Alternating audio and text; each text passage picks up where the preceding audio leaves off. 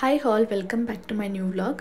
ಈ ವ್ಲಾಗಲ್ಲಿ ನಾನು ಜಾಸ್ತಿ ಏನು ಹಾಕಿಲ್ಲ, ಜಸ್ಟ್ ನಾನು ಕಾಲ್ ಸೂಪ್ ಮಾಡೋ ಒಂದು ರೆಸಿಪಿ ಒಂದು ಶೇರ್ ಮಾಡ್ಕೊಳ್ಳೋಣ ಅಂತ ಹೇಳಿ ಇದನ್ನು ಹಾಕಿದ್ದೀನಿ. ಕಾಲ್ ಸೂಪ್ ಆಲ್ಮೋಸ್ಟ್ ಎಲ್ಲರ ಮನೇಲೂ ಮಾಡಿರ್ತೀರಾ, ಬಟ್ ನಮ್ಮ ಮನೇಲಿ ಹೇಗೆ ಮಾಡೋದು ಅಂತ ಹೇಳಿ ಒಂದ್ಸತಿ ಶೇರ್ ಮಾಡ್ಕೊಳ್ಳೋಣ ಅಂತ ಹೇಳಿ ಅಷ್ಟೇ. ಬಾಣಂತಿಯರಿಗೆ ಕಾಲ್ ಸೂಪ್ ಕುಡಿಸೋದು ತುಂಬ ಒಳ್ಳೇದಂತ ಹೇಳ್ತಾರೆ, ಹಾಗಾಗಿ ನಮ್ಮ ಮನೇಲೂ ಮಾಡ್ತಾ ಇರೋದು. ಇನ್ನೊಂದೇನಪ್ಪ ಅಂದರೆ ತಲೆಕಾಲು ಸಾಂಬಾರು, ತಲೆಕಾಲು ಊಟ ಮಾಡೋದ್ರಿಂದ ಬಾಣಂತಿಯರು ಮಗುದು ಕತ್ತು ಬೇಗ ನಿಲ್ಲುತ್ತೆ ಅಂತ ಒಂದು ಮಿತ್ತಿದೆ. ಅದೆಷ್ಟು ನಿಜ ಅಂತೆಲ್ಲ ಗೊತ್ತಿಲ್ಲ, ಏನು ನಂಬಿಕೆ ಮೇಲೆ ಸ್ವಲ್ಪ ಮಾಡ್ತಾ ಇರೋದಷ್ಟೇ.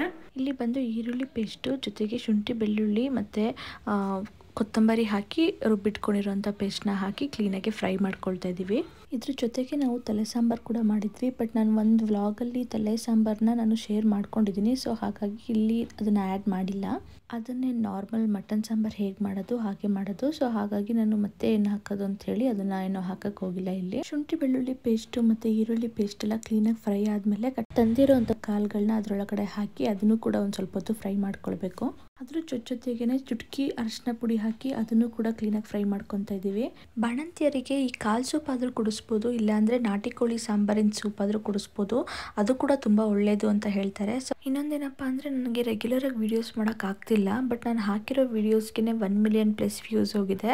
ಅದು ನೋಡಾದರೂ ಇನ್ಮೇಲೆ ನಾನು ರೆಗ್ಯುಲರ್ ವೀಡಿಯೋಸ್ ಮಾಡಬೇಕಂತ ಅಂದ್ಕೊಂಡಿದ್ದೀನಿ. ನನ್ನ ಚಾನಲ್ ಯಾರೆಲ್ಲ ಸಬ್ಸ್ಕ್ರೈಬ್ ಮಾಡ್ಕೊಂಡಲೇ ನೋಡ್ತಾ ಇದ್ದೀರಾ, ಪ್ಲೀಸ್ ಸಬ್ಸ್ಕ್ರೈಬ್ ಮಾಡ್ಕೊಳ್ಳಿ. ಇನ್ಮೇಲಾದರೂ ನಾನು ರೆಗ್ಯುಲರ್ ವೀಡಿಯೋಸ್ ಹಾಕೋಕ್ಕೆ ಟ್ರೈ ಮಾಡ್ತೀನಿ. ನೆಕ್ಸ್ಟ್ ವ್ಲಾಗಲ್ಲಿ ವಿತ್ ಪ್ರೂಫ್ ನಾನು ತೋರಿಸ್ತೀನಿ 1 ಮಿಲಿಯನ್ ವ್ಯೂಸ್ ಹೇಗಾಯಿತು, ಯಾವ ವೀಡಿಯೋಗೆ ನನಗೆ ತುಂಬ ವ್ಯೂಸ್ ಬಂದು ನಂದು 1 ಮಿಲಿಯನ್ ಪ್ಲಸ್ ಆಗಿದೆ ಅಂತ ಹೇಳಿ. ಸೊ ನೆಕ್ಸ್ಟ್ ವ್ಲಾಗ್ನ ನೀವು ಮಿಸ್ ಮಾಡ್ದಲೇ ನೋಡಿ. ಇವಾಗ ನೀವಿಲ್ಲಿ ನೋಡ್ಬೋದು, ಅದೆಲ್ಲ ಕ್ಲೀನಾಗಿ ಫ್ರೈ ಆದಮೇಲೆ ರುಚಿಗೆ ಎಷ್ಟು ಬೇಕಷ್ಟು ಉಪ್ಪು ಹಾಕ್ಕೊಂಡು 1 ಸ್ಪೂನ್ ಖಾರ ಪುಡಿ 1 ಸ್ಪೂನ್ ಧನಿಯಾ ಪುಡಿ ಹಾಕ್ಕೊಂಡು ಅದನ್ನು ಕೂಡ ಕ್ಲೀನಾಗಿ ಫ್ರೈ ಮಾಡ್ಕೊಳ್ತಾ ಇದ್ದೀವಿ.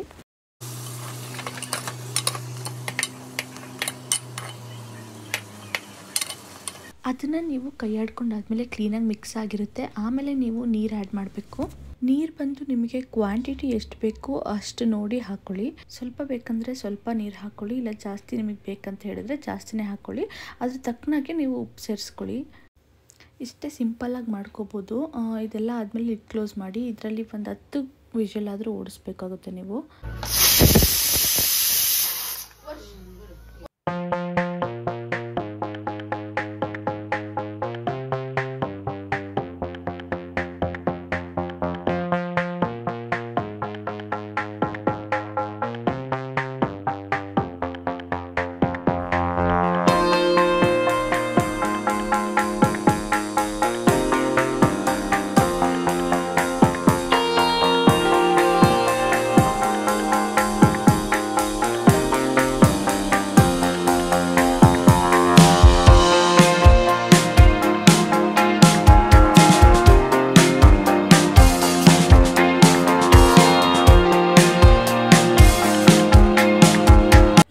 ಯಾರಿಗಾದ್ರೂ ಇಷ್ಟ ಆಗಿದ್ರೆ ಒಂದು ಲೈಕ್ ಕೊಡಿ, ಜೊತೆಗೆ ಪ್ಲೀಸ್ ಸಬ್ಸ್ಕ್ರೈಬ್ ಮೈ ಚಾನಲ್.